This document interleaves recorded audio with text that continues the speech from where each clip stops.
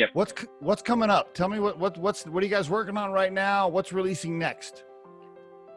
Yeah, so we've got 2 films next year that are in the pipeline. We'll be releasing probably February, March. One is a film all around Ireland. Cool.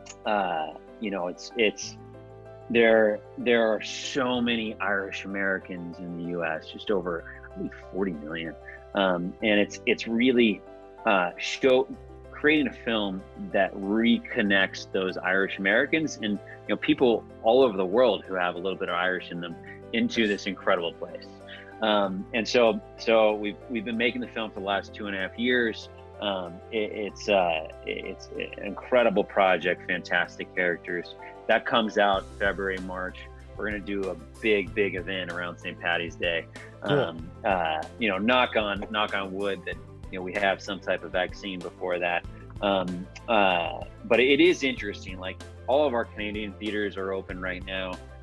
There's 40 cities across the U.S. that are open at some type of reduced capacity. So, you know, being in California, I always go, really, is that true? Like, there's actually that many places that are open.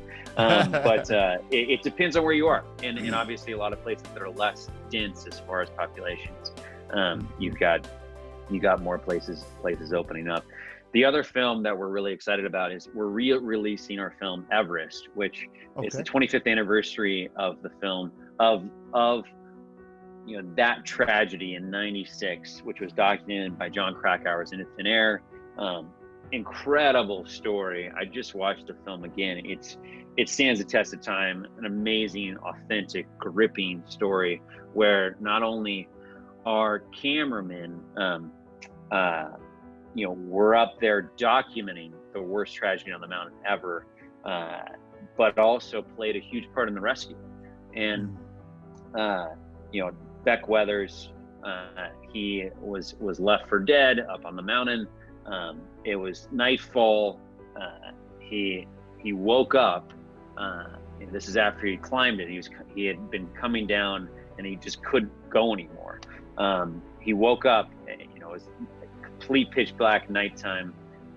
Nobody would have ever thought that he'd be able to get back down, and he just started walking. He couldn't see a thing. Just started walking, tumbling. Made it into Camp 4. Our team was there, was able to bring him farther down, and he had, you know, frostbite all over his hands, frostbite on his face, but he survived. And you know, in the film, if you haven't seen it, you know, incredible story. But he recounts it and recounts the experience. And you know, so we're re-releasing the film. It's called Everest, the director's cut. And I see.